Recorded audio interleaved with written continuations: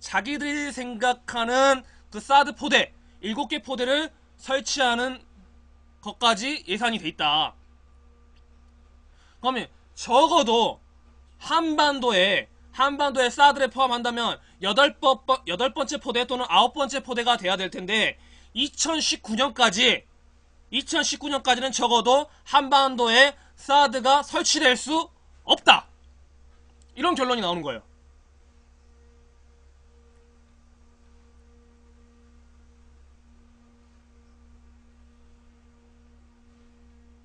이 이야기의 맥락은 그거예요. 2019년까지 7개 포대를 설치해야 되기 때문에 구성 계획이니까. 그러니까 결국 7개 포대를 설치해야 된다.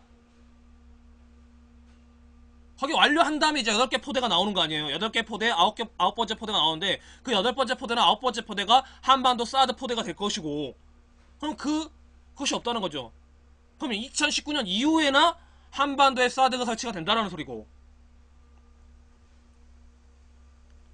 실제로 현재 미국은 괌을 포함해 4개의 사드 포대가 배치되어 있다. 임시 배치된 괌 사드 포대도 본부격인 미 텍사스에 배치된 사드 포대가 순환 배치해가면서 유지하는 구조다. 그러니까 상시 거주한다는 소리가 아니잖아요, 이게.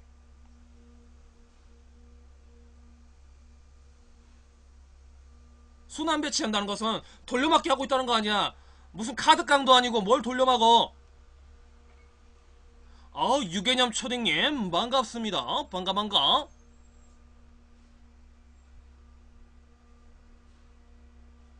쉽게 말해 한국 국방부는 늦어도 2017년 말까지 한국의 사드 배치를 완료하겠다 발표했다. 맞죠? 안녕하세요. 네, 유개념 초딩님 반갑습니다. 공적인 언어였죠. 기자들 앞에서 발표했죠. 미국은 이에 맞는 예산도 사드 관리 요원도 충분치 않다. 참으로 이상한 일이 아닐 수 없다.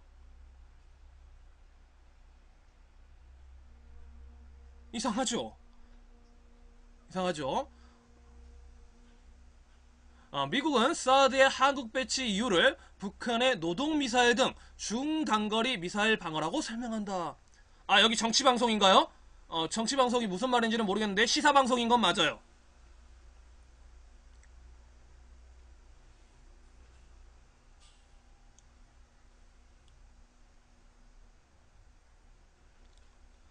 북한이 이러한 미사일을 개발하고 실전 배치한 지도 이미 오래다. 그리고 미 방위 산업체인 록히드 마틴사, 제가 항상 말했죠.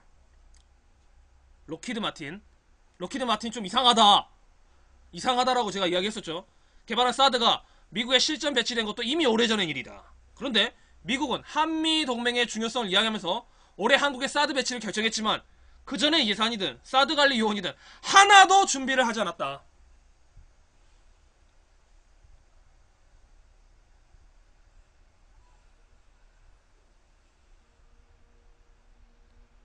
결국 현실적으로 2017년 말이든 아니면 더 길게 잡아서 2019년 말이라 하더라도 사드 포대가 한국에 배치되려면 지금 미국 텍사스 주 미군 기지에 있는 사드 포대가 괌과 마찬가지로 한국에 임시 순환 배치되어야 한다는 것이다.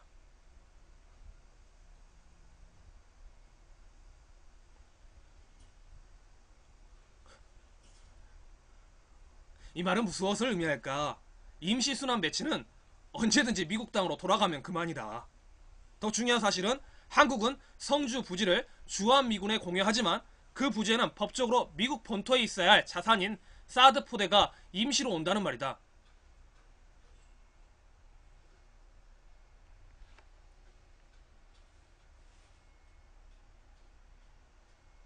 쉽게 말해 언제든지 본토로 돌아갈 수 있다. 이 말이 무슨 말이냐? 그러면 북한 미사일 방어 체계로서 사드를 설치한다라는 밑바닥을 깔았어요. 그러면서 북한이 미사일 쏘면 쭉 쏘면 우리도 쭉 쏴서 꽝 부딪혀서 착 하겠다 이 소리잖아. 이거였단 말이죠. 그런데 순환 배치된다면 자 북한이 그러면 자 지금 우리 식의 논리대로 한번 따져보자고. 그러면 북한이 미사일 쏠 때 자 만에 하나 그래 지금 이게 사드 뭐 효율성을 떠나서 미사일 쏠 때 그러면 이제 내가 미사일을 쏴야 되겠어. 쏴야 되겠어. 딱 하고 있어. 쏴야 되겠어. 딱 하고 있어. 그러면 이거 안 볼까요? 우리가 도둑놈도 도둑질을 하려고 건물에 들어가면 도둑질도 하려고 건물에 들어가려면 그 경비 서는 사람들 본다고. 그 언제 들어가냐? 경비들이 교체될 때 들어가요. 왜? 경계 근무가 수월해지니까.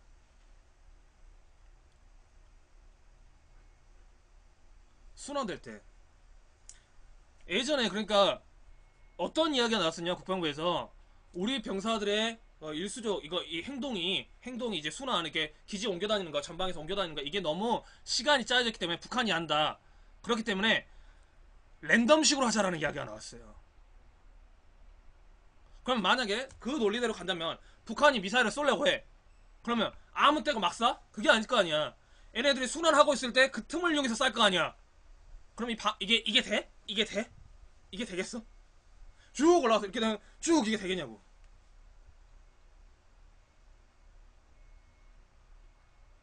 그럼 우리 정부가 말한 대로 상시 사드가 배치되어서 북한을 감시할 수 있는 지금 시스템이 안 된다는 거잖아요, 지금 현실적으로. 그럼 사실상 지금 제3부지 이야기 나는 것도 사드를 결정하네 안 하냐 이게 문제가 아니라 본질적으로 계속 여론몰이를 그쪽으로 가고 있는 거야, 그냥.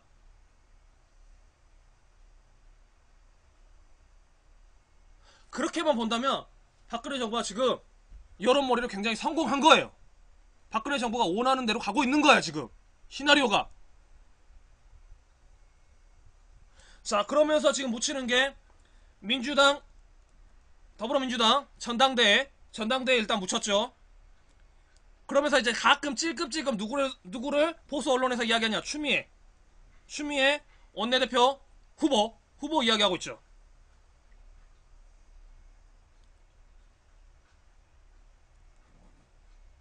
딱 가리가 하는 거지. 딱 원그림이 그런 거지. 그러면서 야권 지금 이야기해보면 야권 분열론이 나와요.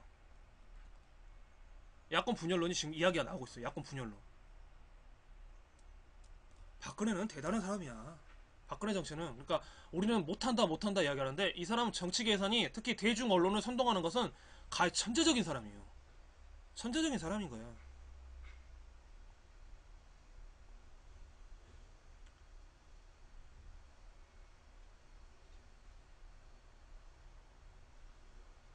이 원기옥이 보통의 내곡이 아닌 거예요.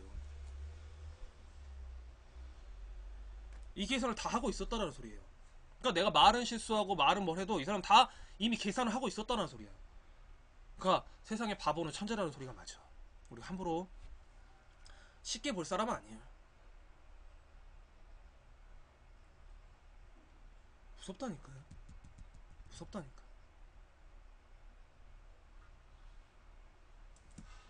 계속 이야기해보면, 그러니까 사드에 우리가 너무 집중할 필요가 없다.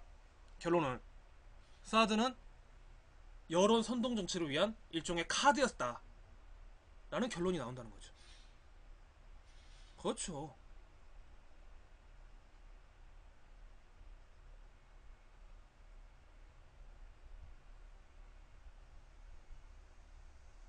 어릴 때부터 아버지한테 보고 들은 거, 그리고 그 주변에 있는 늙은 오빠들 다 머리를 맞댄 거겠죠. 그럼 또 봅시다. 정말 미국이 사드의 한국 연구 배치를 고려했다면 당연히 그 예산이 예전에 미 국방부 예산에 포함되어야 한다. 데이드만 사령관의 말대로 사드 한 개 포대 관리만 최소 95명의 인력이 필요하다. 임시 배치된 괌도 본토의 사드 관리 요원들이 순환 배치하면서 관리하고 있다. 이제 그 인력을 한국에도 보내야 한다. 사드 한국 배치를 미국이 사전에 자신들의 예산과 인력으로 추진했다면 이것이 가능할까? 이 모든 것을 가능하게 하는 전제는 딱 한 가지. 바로 미국은 사드의 한국 배치를 한국 구매 방침에 입각해 추진했다. 이 말은 무슨 말이냐? 한국 구매 방침이라는 말은 뭐냐면 한국이 먼저 원했다라는 겁니다. 미국은 이 계산을 하고 있지 않았다라는 소리야. 한국이 먼저 요청을 했다라는 거예요. 우리 그거 살게. 그럼 당연히 무기를 파는 사람 입장에서는 선주문을 먼저 받는 거지. 판매업자 입장에서는 주문 들어오는데 우리는 지금 업무량이 밀려서 잠시 주문을 보류하겠습니다 이럴까? 일단 주문부터 받겠죠.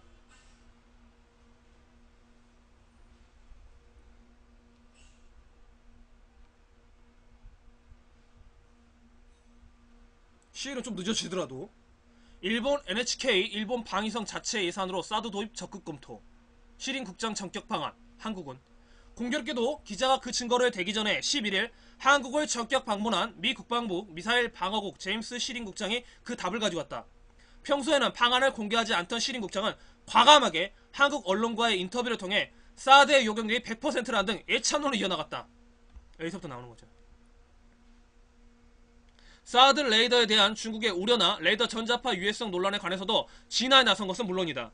그러나 시린 국장에게 묻고 싶은 말이 있다. 왜 그렇게 좋은 사드를 한국에 배치하는데 미국은 예산이나 요원도 배정하지 않고 있냐. 한국 정부나 국방부는 무엇이 두려워 시린 국장이 전격 방문한 이유를 밝히지 않고 있는지 모르나 그는 한국만 전격 방문한 것이 아니다. 바로 전날 일본을 방문하고 한국에 온 것이다. 바로 그러니까 한국에 온 것도 아니야. 시린 국장이 일본을 방문한 이유는 일본 공영방송 NHK가 그대로 전하고 있다. NHK는 10일 방송에서 일본 방위성이 북한 미사일에 대한 방어를 강화하기 위해 사드 도입 검토를 서두르기로 했다고 보도했다. 기존에 있는 사드 레이더 이외에 이제 사드 요격 미사일도 도입하겠다는 것이다. 주한미군에 도입되는 우리 방식과는 달리 일본이 일본 국방 예산으로 직접 도입하겠다는 것이다. 예. 일본 거치고 온 거야. 그동안 일본 내에는 5년 중기 방위 계획이 끝나는 2018년 이후에나 사드를 들어올 것이라는 관측이 많은데 도입 시기가 2018년 이전에 앞당겨질 수 있다.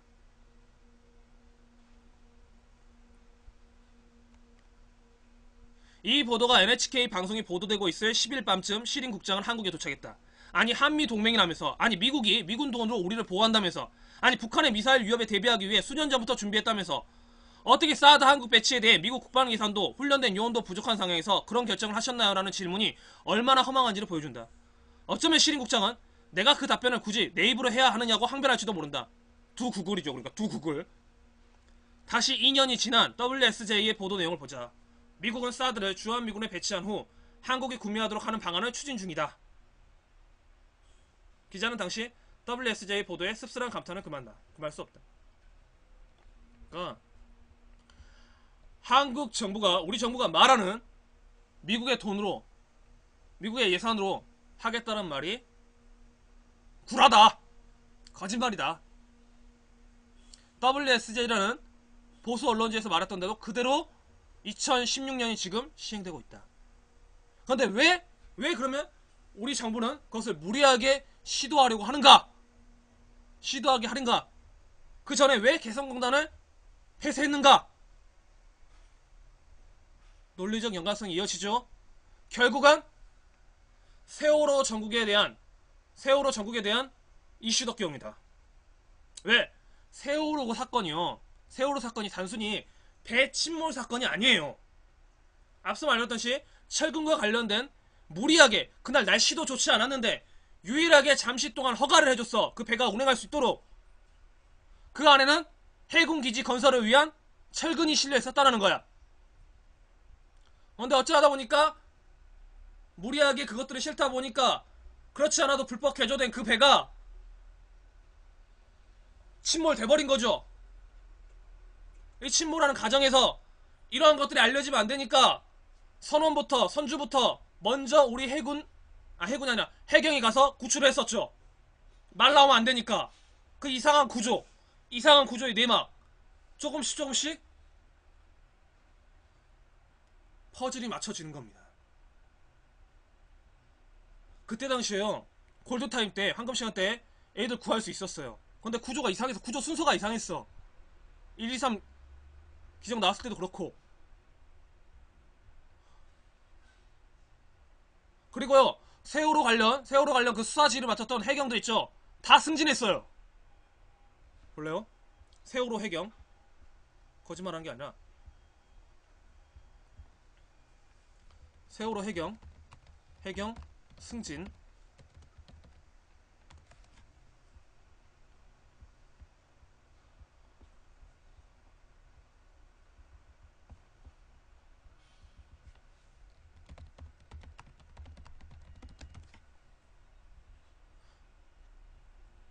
자, JTBC입니다. 영상 있을까? 영상 한번 볼게요.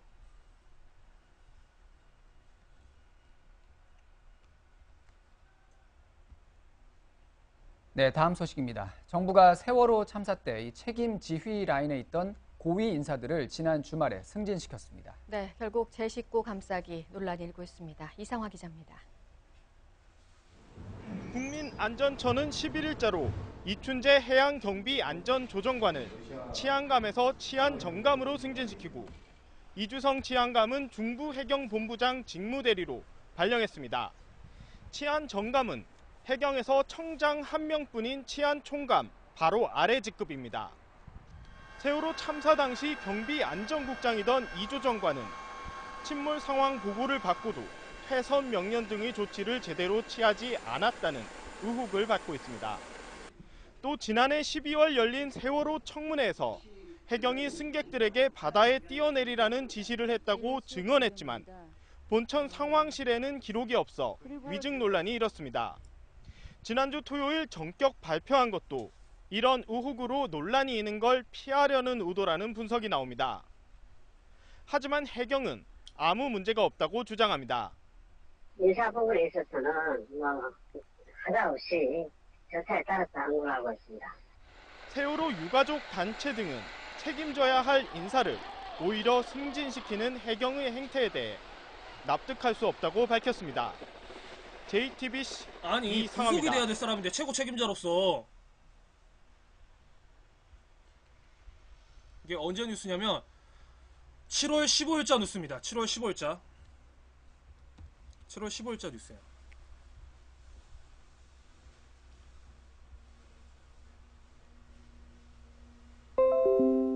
하나 다시, 그러니까 선장만의 문제가 아니에요. 선장만의 문제가 아니고 진짜 이제 구조, 선장은 이제 어차피 배침몰 시키면서 선원을 구하지, 아니 거기는 승객들을 구하지 않았으니까 책임을 물어야겠죠.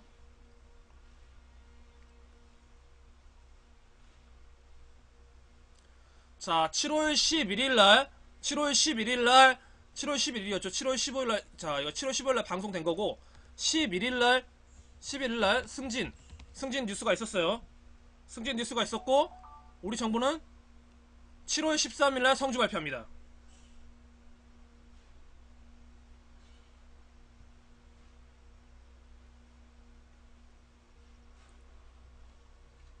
(6월 30일날) 특조위 보장에 관한 세월호 특조위 보장에 관한 뉴스가 나왔고 7월 13일날 성주 발표 있었고 7월 15일날 세월호 해경 승진 내용이 나옵니다.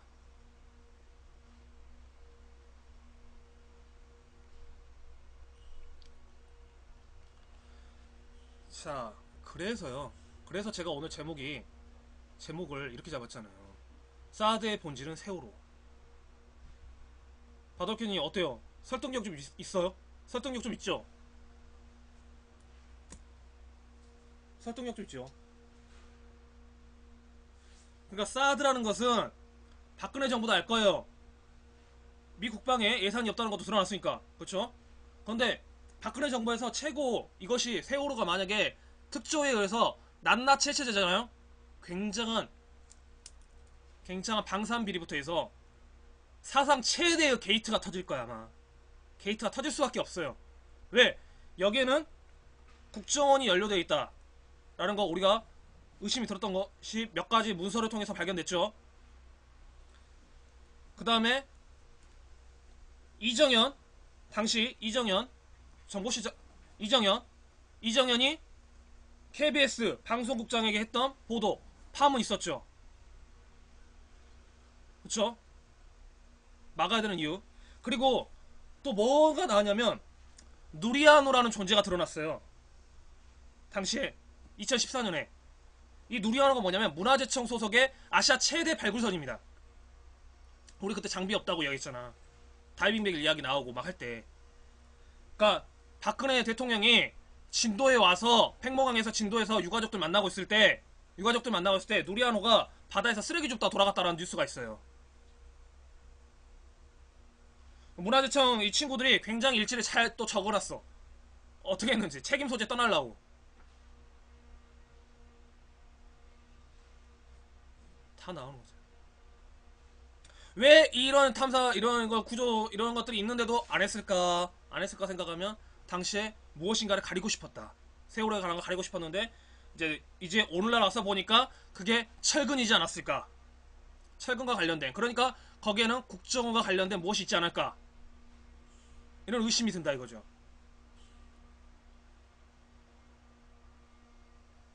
그리고 이거에 관련된, 그러면서 이제 세월호 가족들, 세월호 유가족들을 폄훼하려는 댓글 부대가 막 등장하면서 막 이제 그들의 어떤 논란에 논점을 흐리게 만드는 세력들이 또 있었죠.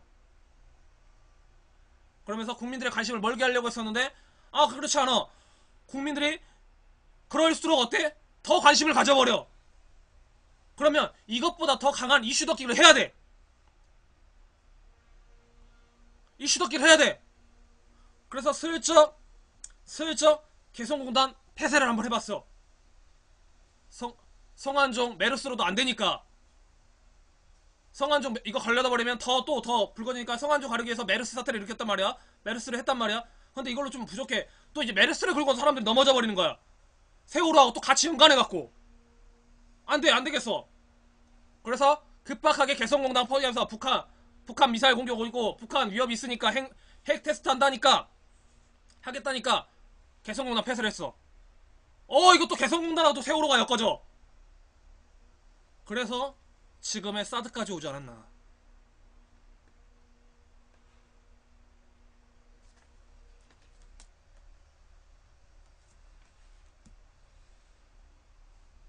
그런데 이제 사드 했던 성주 국민들이 세월호의 아픔 알 것 같다 해버린 거야. 이제 박근혜 정부는, 나는 내가 봤을 때 수습의 한계치를 보일 것 같아. 수습의 한계치를 보일 것 같아. 반드시. 왜? 공포 정치의 특성은 공포는 공포로서 덮어야 되거든. 계속. 근데 사드보다 더한 공포는 지금 없어요.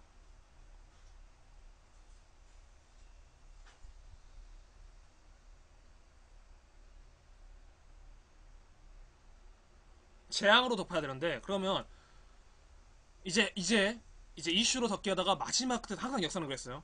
재앙으로 덮어야 되거든요. 천재지변.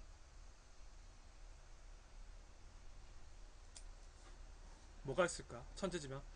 대한민국 한반도에서 천재지변을 일으킬 만한 사건은 뭐가 있을까? 인위적으로 느낄 수 있는 천재지변은 뭐가 있을까? 저는 그게 무서운 이야기지만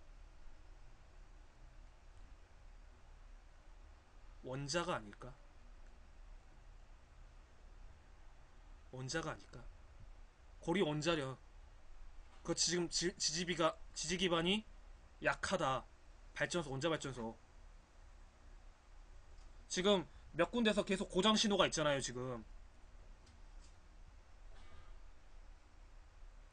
고장 신호가 있잖아요.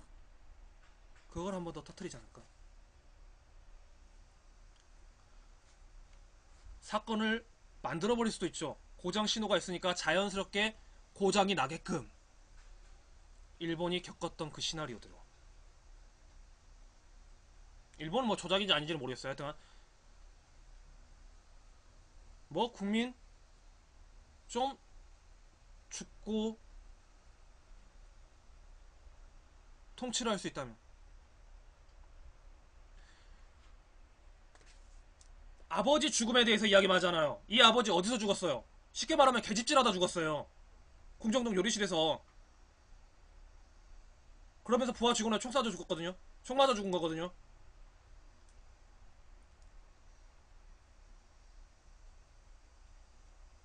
요리실은 그 요정실에서. 그때 이제 차지철이가 뭐하느냐, 그 전에 이제 부마항쟁이 있었어요. 몇십만을 탱크로 깔아 뭉개야 된다라는 이야기를 했어요. 김재규의 이야기를 보면 그때 치가 떨렸다고 그랬어요. 정말 저 사람들은 그런 말을 했으면 하고도 남을 사람이다. 차지철이가.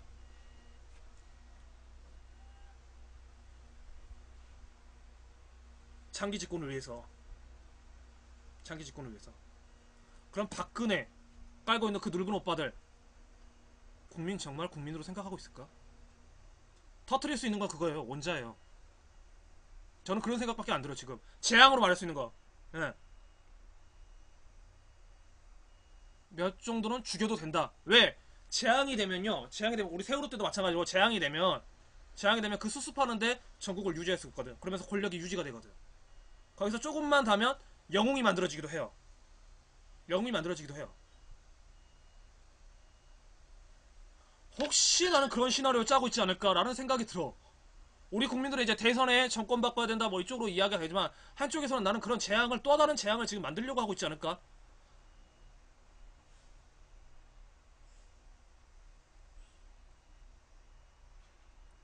만약에 일본같이 원자 발전소 그 발전소가 누출이 되거나 뭔가 위험이 된 것처럼 정말 일본처럼 그런 사태가 왔다. 일본의 원자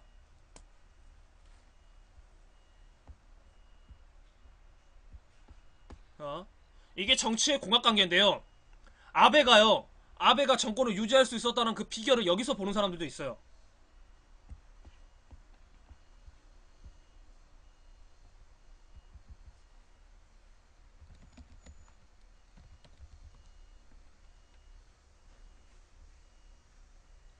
일본 원자력 사고. 일본 히쿠시마 원자력 사고가 7년 만에 부활했잖아요. 7년 만에 부활.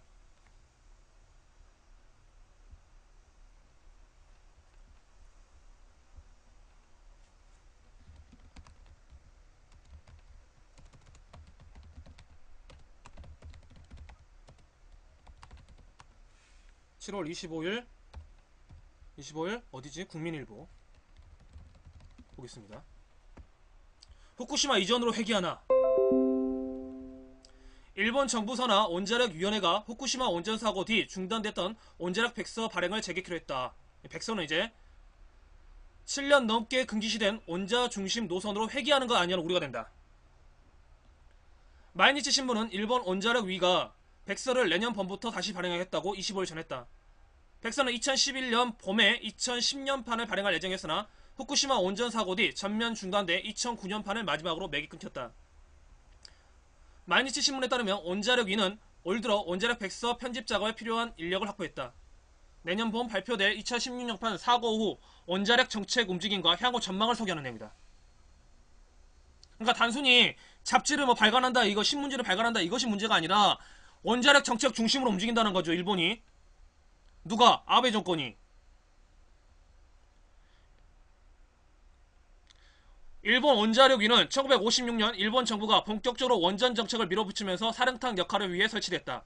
78년 구 원자력안전위원회와 분리돼 역할이 줄고 후쿠시마 원전 사고 뒤 업무 및 인력이 더 축소됐다. 그런데 이것을 지금 키우고 있다.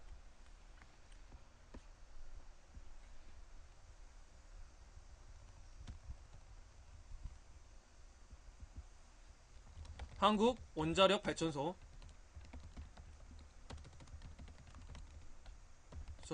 설치.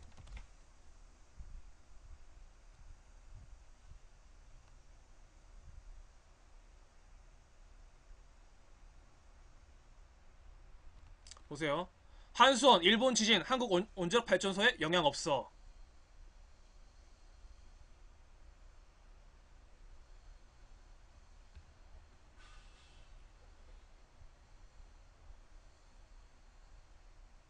그런데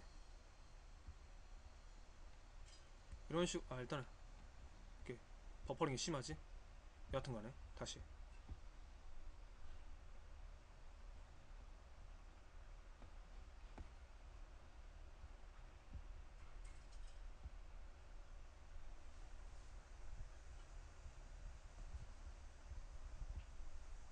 발전소 설치한다고 그랬잖아.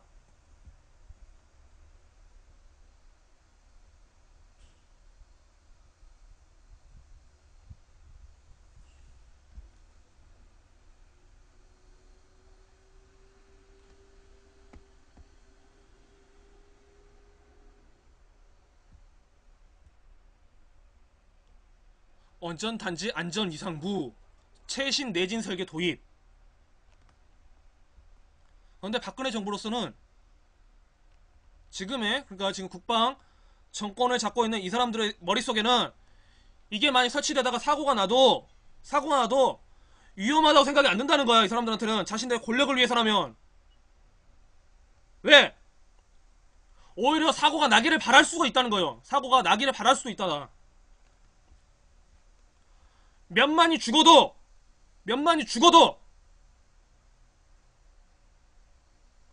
몇만이 차라리 죽으면 그걸 수습하는 도중에 자신들의 권력은 유지가 되니까. 지금 왜 수습하는 과정에서 누가 자신들한테 세월호 관련 그동안 쌓았던 이런 것들 파헤치기를 원하겠냐고. 원자력에 또 관심이 쏠릴 수밖에 없는 거지 사람들은.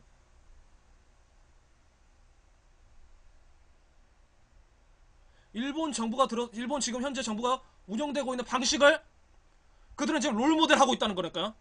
그러니까 무섭다니까요 지금. 아베 정권이 밟아오는 그 롤을 그대로 지금 박근혜 정부가 따라하고 있다는 생각이 들어 나는 지금.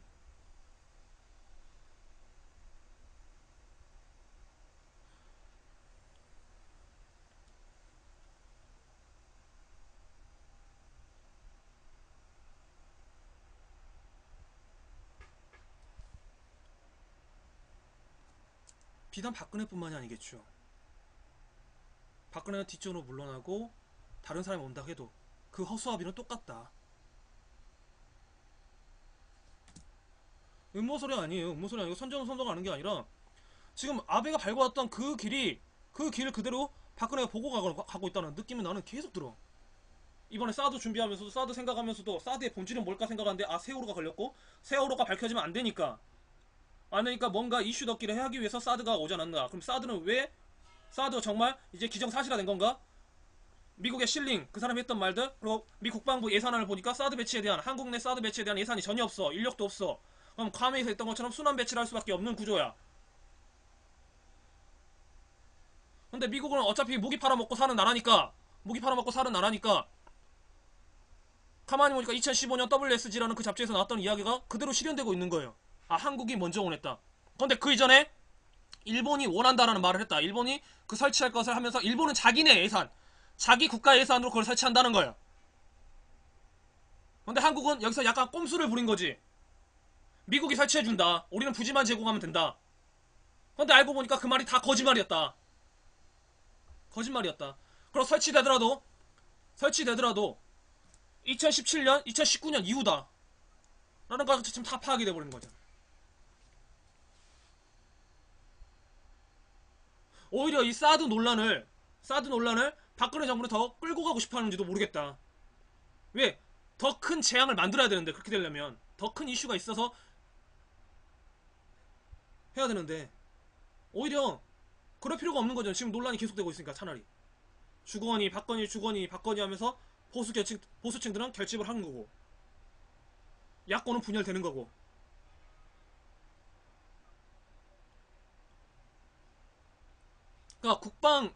그러니까 이명박 정부 라인이 어떻게 보면 지금 김무성 기관은 친기업적인, 그리고 지금 박근혜 정부는 국방 쪽이고, 국방 무기 이쪽 관계자들하고 이해관계가 맞는 쪽이고. 근데 기업 이쪽은 그렇게 힘이 없어요. 국방 쪽이 누르고 들어가 버려요. 지금 국방 세력이 굉장히 커졌어요. 비리가 터지면서 약간 논란이 되긴 하지만 국방 세력이 여전히 건재해요. 독재 정권 때 그 유지했던 그 세력들이라는 것은 우리 사회를 무시할 수 없어요. 김무성이 다르겠다? 아니요. 그들은 뭘 한다? 손자 결혼으로 맺어져 있어요. 결혼으로. 각각의 세력이 따라온 거지만 이들은 그 자기네끼리의 결혼 문화가 있어요. 손자를 공유하잖아.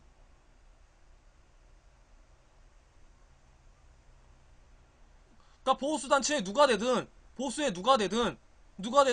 일본의 전철을 밟아간다.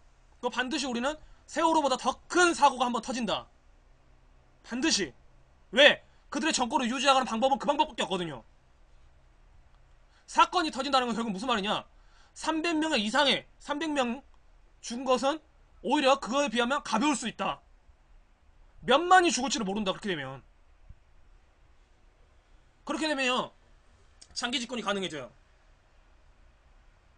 봐요. 7년 후쿠시마 원전 사태 이후 지금 아베 정권까지 이어지는 거 보면 짧은 기간 아니에요. 적어도 10년은 보장이 돼버린다니까. 적어도 10년은. 권력을 10년 유지한다는 건 어마어마한 사건이에요. 어마어마한 사건.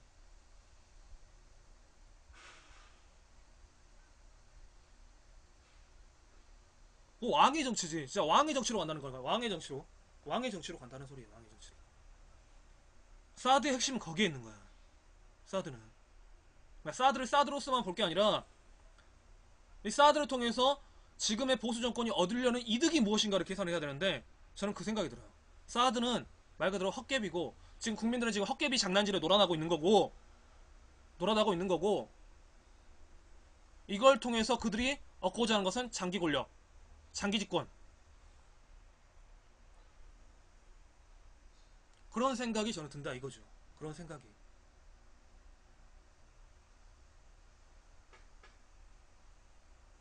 이게 음모론 같다는 생각 안 들죠. 이 맥락들을 보면 하나하나 시퀀스를 맞춰보니까 그런 퍼즐이 그려진다니까. 하필이면 이렇게 보인다니까. 미치겠다니까. 그러니까 미치겠어요. 꿈자리가 뒤숭숭하다니까 요새 계속. 그러니까 이거는 약간 미신적인 건데 제가 2014년 4월 16일 사건이 나기 전에 이상하게 꿈에서 바다 냄새가 피 냄새가 막 징그럽게 느껴지더라고. 징그럽게 느껴졌어. 그 냄새가 별로 좋은 냄새가 아니었어. 그런데 이거는 그러니까 저는 미신 같아요. 미신 같아. 그냥 느낌이 좀 애지력이 있는 것도 아니니까 그냥 그날따라 그랬어. 몸이 좀 안 좋고. 그러니까 또 4월 19일 날이 그때 당시에 공무원 시험 날이었어요.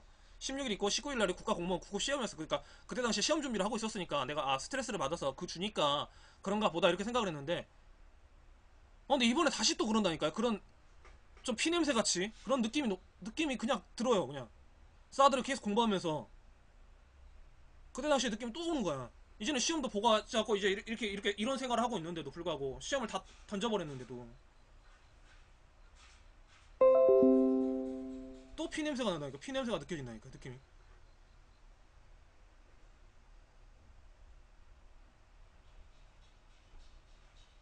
이거 뭐 가대망상도 아니고 그냥 그런 느낌? 안 좋아. 그냥 기분이 좀 안 좋아요. 그러니까 뭐 그런 능력이 있는 것도 아닌데 그냥 내가 이런 시나리오 쓰고 그냥 이런 시나리오 될지도 모르겠다는 불안감 때문에 그런지도 모르겠어요. 솔직히 나 그럴 거라고 믿고 싶어 그냥. 근데 이런 퍼즐들을 맞춰보니까 그러면 사드르보다 더 강한 이슈가 뭐가 있을까? 게이트? 지금 우병우? 이런 게이트? 이런 게이트는 어차피 터져봤자 사람들 그때 그냥 잊어요. 그렇게 장기 집권할 수 있는 카드는 아니야. 약해. 장기 집권할 수 있는 카드는 아니야. 그럼 장기 집권할 수 있는 카드는 결국은 사고를 놔야 되는데 세월호보다 강력한 사고는 반드시 일어난다. 하려면. 그렇죠. 그냥 넘어갈 수 없다니까. 사드는 헛개비예요. 사드는 헛개비야. 사드는 헛개비고 지금 그들이 깔아놓은 장기판에서 말이 돼갖고 놀아서는 안 돼요. 이 장기판이 뭔지를 봐야 돼. 이 장기판에 설계를 하고 있는 자가 누군지를 봐야 돼요. 장기판 설계를.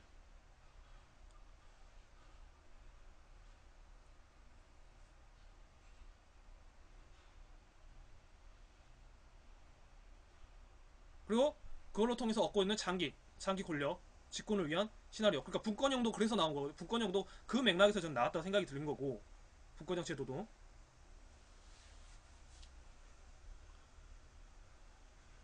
그러면 짤짤하게 떠들어는 청년 문제들은 그러다 보니까 짤짤하게 떠드는 청년들이 보이겠어? 몇만을 죽여도 자기들 장기 집권을 하려는 사람들한테 청년의 목소리가? 그렇죠. 아니야. 어쩌면 박근혜도 헛수업이야. 박근혜 대통령도 헛수업이야. 간판 스타인 거고 원래 대통령은 연예인이에요. 대통령 연예인인 거고 뒤에 있는 사람들 실무자들이 권력을 지는 거기 때문에 예전같이 막 김대중, 김영삼 뭐 이럴 때처럼 대통령이 강력한 리더십을 가지고 할 수 있는 때가 아니에요. 대통령은 연예인이에요. 말 그대로 바지사장이고 이제 뒷배경에 물러앉은 거죠. 그 2인자들이 있는 거죠. 그 2인자들이 사실은 1인자인 거야. 실세들인 거죠. 그 실세들이 이제 시나리오를 쓰는 건데 시나리오를 짜는 건데 이 사람들은 어마어마하게 사람 죽여서도 자기 거를 자유할 것이다. 옛날 차지철이 말했던 것처럼 몇만 명 탱크로 밀어붙여도 된다고 생각했던 그 사람들이기 때문에 그거 실제로도 성공을 했잖아요. 역사 속에서 성공을 했잖아요. 5.16 쿠데타 일으켰고 5.18 광주 시민들 짓밟았고, 박정희를 이었던 세력들이 전두환도 같이 갔고요. 전두환을 이었던 세력들이 노태우까지 갔어요. 그들은 계속 카멜로처럼 변화를 해왔을 뿐이지, 중심축이는. 근데 그들이 그동안 좀 조용하면서 밀무 작업을 하고 있었죠. 그래서 마침내 박근혜를 대통령을 만들었죠. 놀자판이 된 거지. 물꼬가 터졌으니까. 이제 이걸 다시 놓치고 싶을까요? 안 놓치기 위해서 발악을 하겠죠. 그 발악하는 과정에서 자기들 의도치 않게, 자기들 시나리오 맞지 않게 나는 세월호 사건이 터졌다고 봐. 세월호 사건이 터졌다고 봐요. 그러니까 이걸 어떻게든 수습을 해야 돼. 왜 까발려져 버리면 안 되니까. 그래서 그걸 덮기 위해서 여러 가지를 준비하다 마침내 그러다 보니까, 그런 맥락으로 사다 보니까 사드까지 왔다고 봐요. 저는 사드까지 왔다고 봐요. 그렇죠. 세월호는 난 변수였다고 봐요. 난 그래서 이것이 하늘이 준 경고일 것 같다는 생각이 들어. 애들 목숨으로 빚어낸 하늘의 경고라고 생각이 들어요. 세월호는 쟤네들의 수에 들어가 있지 않았을 거예요. 걔네들 그만해라 하는 경고일 것 같다. 그런데 우리 국민들이 그걸 몰라. 그걸 모를 거야. 그걸 모르는 거야. 그런데 이것이 무사히 넘어가고 사드에서 약간 이제 호도되는 분위기가 되고 여론이 되고 하면 그들은 더 큰 시나리오를 짤 것이다. 그게 바로 재앙의 포커스가 둔 시나리오가 아닐까. 과거처럼 이제 탱크 몰고 와서 국민들을 이렇게 하지는 못하겠죠. 총 들고 쏴지는 못하겠지. 그럼 총과 같은 효과를 낼 수 있는 게 나는 키워드가 온전해 있다 라고 보는 거죠. 온전해 있다. 살짝만 터트려주면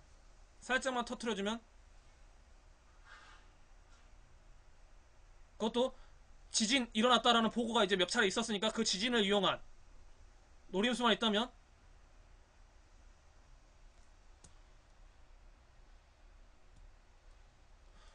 군이 5.16 군사 쿠데타 일어났을 때 박정희가 냈던 게 이거예요. 4.19 혁명 이후 막 이제 민주정권들이 들어가면서 이 말 하면서 사회가 좀 혼란스럽다는 거 아니에요. 이 혼란을 잠재우기 위해서 우리 군이 잠시 동안 통치를 하겠다는 논리였거든요. 그 다음에 이제 군복 벗고 장기 집권을 했던 것 같고. 그러면 그때와 똑같이 혼란이다고 말할 수 있는 키워드가 있어야 되거든. 그건 결국은 사고거든요. 사고가 나야 된다. 그럼 그 사고를 어떤 사고로 나야 그 정도의 혼란이다 말할 수 있는 사고가 날 것이냐. 그러면 거기에 딱 맞는 사고는 원전밖에 없거든요. 원전. 비행기 한두 대 추락해갖고 나는 사고, 그래갖고 승객 몇 명 죽는 거, 몇백 명 죽는 거, 그거는 사고라고 할 수가 없을 거야. 한 도 정도, 시군을 포함한 한 도 날릴 수 있는 사고가 필요하다.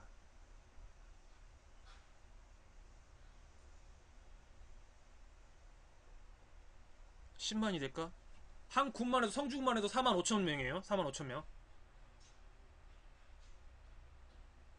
3개 군, 4개 군만 밀었다. 좀 정리한다. 극단적으로 생각했을 때 극단적으로 정리한다 하면 우리 여론은 당연히 그쪽으로 쏠리겠죠. 그러면서 짜잔 내가 해결해줄게, 일명 메시아의 등장이죠. 이거 고전 희곡에서 자주 나타나는 방법이거든요. 고전 희곡에서 자주 나타나는 거예요. 일명 기계장치라고 부르는 건데 사건이 막 복잡해 왔다 가잖아요. 그럼 갑자기 어느 날 하늘에서 신이 딱 내려와서 아 내가 너희를 사랑해주겠노라 등장. 현대에서는 촌스럽다고, 현대 시나리오에서는 전혀 촌스럽다고 쓰지 않는 건데 고전 시나리오에서는 이것들이 있어요. 고전 희곡에서는 이런 것들이 있어요. 우리 거지 쉽게 말하면 햇님과 달님 이야기 보면 호랑이가 쫓기니까 더 이상 어떻게 할 수 없으니까 하늘에서 도가줄을 내려주잖아요. 그거하고 똑같은 거예요.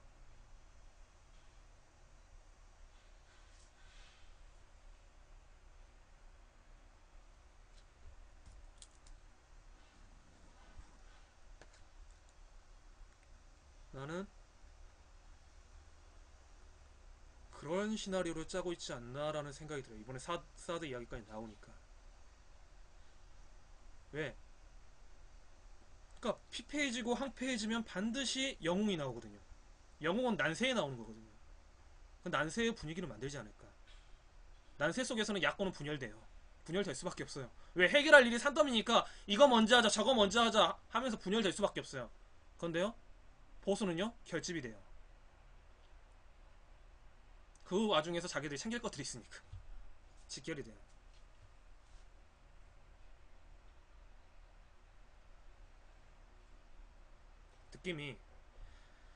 느낌이 대선 전에 큰 사고 하나 터질 것 같다는 생각도 드는데, 아니 그냥 이거 그냥 생각이에요. 그냥 생각인 거고, 딱 그거 터지면 시나리오는 딱 좋거든요. 사고 터지면 시나리오는 하나 좋거든요. 근데 사드로 계속해서 헛개비 장난질을 좀 하다가 뭐 하나를 터뜨릴 것 같다는 생각이 들어요. 그게 비리가 됐든 아니면 제가 설마 언제까지는 안 가겠죠. 그런 재앙까지는 안 가더라도 뭔가 하나 크게 하나 터질 것 같아요. 그래서 또 여론몰이 하다가 보수가 결집해서 보수 15년으로 이명박근혜 정부 이후 또 보수 15년으로 가지 않을까 이런 생각이 들어. 그렇죠. 개혁바람 부는 거. 그러니까 제가 저번에 데자뷰가 느껴진다는 게 87년 6월 이후 노태우 정부가 들어섰거든요. 노태우는 그냥 신군부의 그냥 후속이에요.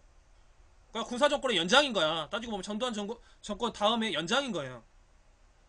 그때 이제 사람들은 김영삼하고 김대중이 분열돼서 그렇다라고만 하는데, 야권은 원래 분열이 돼요. 통합이 안 돼요. 항상 위기의 분열과 통합의 정치인 거든요. 지금의 그때의 분위기와 유사해. 지금이 6월 항쟁 이후의 분위기와 지금의 분위기가 유사해요. 결과적으로 그럼 누가 혜택을 받냐? 보수 집권이 혜택을 받거든요. 보수 정권이. 저는 또 그래서 개헌 발언 풀고 있는 이 분위기와 전 보수 정권이 15년을 갈 것 같다는 생각도 불안한 생각이 드는 거야 지금.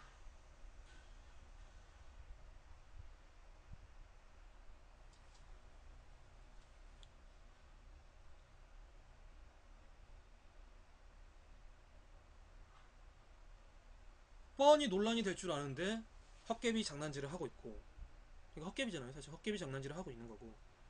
그러면서 이제 채널 A부터 하면서 이제 또 북한에 누가 지금 망명 이야기 지금 또 이제 계속 다루고 있죠. 고위급 망명, 북한 고위급 인사 망명 대사관. 근데 이거는 지금 이슈가 되지가 않고 있어요. 사람들 사이에서.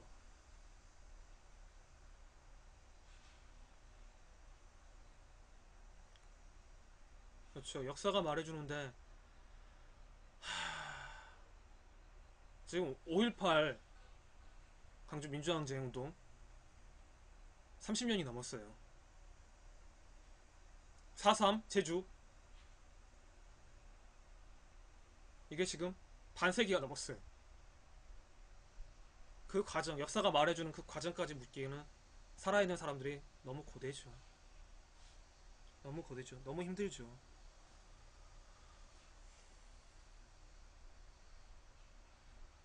그러니까 이제 사람들이 깨어야 되는데, 자꾸 깨고 비판하고 분석하고 해야 되는데, 우리는 아직까지 헛개비제 장난에 놀아나고 있다. 사드의 핵심은 헛개비제 장난이다. 그러니까 사드 반대 찬성은 의미가 없는 거예요. 왜 사드 머리로 여론몰이를 하고 있는 거지?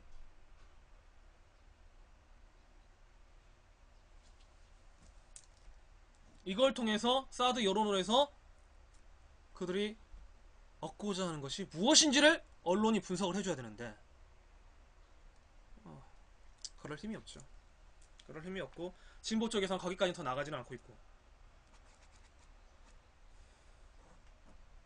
그러니까 사드 이 찬반으로 나뉘고 지금 뭐 3부지를 하겠다 어디를 하겠다 이렇게 하면서 보수에서는 얻고 있는 것이 무엇이냐? 보수에서 얻고 있는 것이 뭐냐? 그나 특수 이익이 지금 무엇인지를 봐야 될 것 같아요. 지금 어떻게 보면 보수는 지금 장사를 잘하고 있는 거예요. 뭐 새누리당 당원 탈당 그거 염려가 쓸 거 없어요. 다시 결집이 되거든.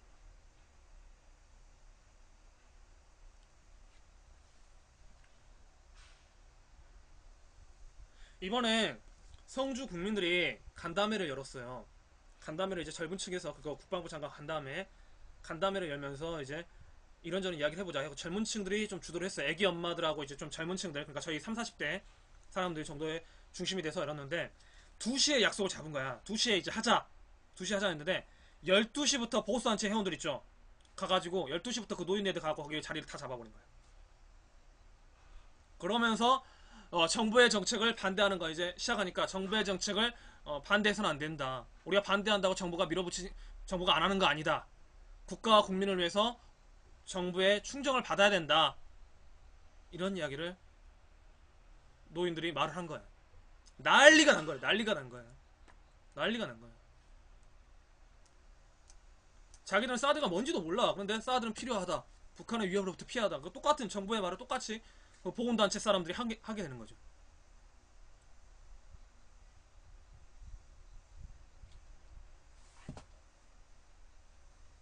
그러니까 쉽게 말하는 MBC, KBS, 조중동, 채널A, 연합뉴스 여기서 했던 방송만 들으니까 성주 분열 아니에요. 내부적으로 단단히 결속돼 있어요. 그러니까 그 사람들, 그러니까 성주 국민이 45,000이면 다 사드 설치에 반대하는 건 아니야. 사드가 뭔지 모르는 사람도 있어요. 그런데 대다수, 성주 국민의 대다수가 이제 사드 반대하자, 대한민국에 설치해서는 안 된다 라면서 운동을 전개하고 있는 거예요. 1318, 소위 1318 사람들이 있어요. 그런데 이제 정부 이제 국방 기조실장 계속 왔다 갔다 한대요. 왔다 갔다 하면서 상황 보고를 하겠죠. 그러면서 이번에 국방부 장관까지 내려왔었고, 그러면서 이제 보훈단체 박선충 보훈단장 있는 그 실체들, 그 사람들을 이제 동원하기 시작하는 거야. 동원하기 시작하면서 이런 이야기 하는 거죠. 그러면서 자중질환이 일어나게끔 시나리오를 짜고 있는 거죠. 자중질환이 일어날까? 근데 나는 일어날까? 안 할 것 같아. 그 사람들, 성주 국민들은 어떤 상태냐? 그 사람들 무시하는 입장으로 가버렸어요. 아, 시끄러워요. 그러지 말아요. 이런 식의. 나는 이 사람들하고 싸울 필요 없다고 생각이 들어요. 이 사람들, 그 보훈단체 소속에 있는 사람들하고 싸울 필요 없다고 생각이 들어요. 무시도 방법이고 회피도 방법이야. 떠들라고 하세요.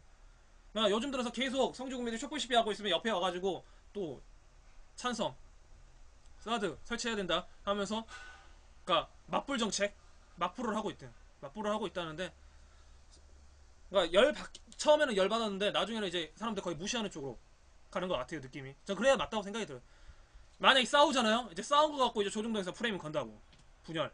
이제 분열이 시작됐다. 그리고 님비 지역 이기주의로 몰고 간다. 이거 지금까지의 선동 이런 촛불 반대에는 종북 세력이 있었다. 쉽게 말하면 외부 세력이 있었다. 라는 식으로. 그리고 이제 좀 지나면 지만우 같은 박사가 광주 5.18 항쟁에 대해서 이야기했던 것처럼 광수가 있었다. 그냥 북한 세력이 있었다. 이런 식으로 또 덧칠하지 않을까.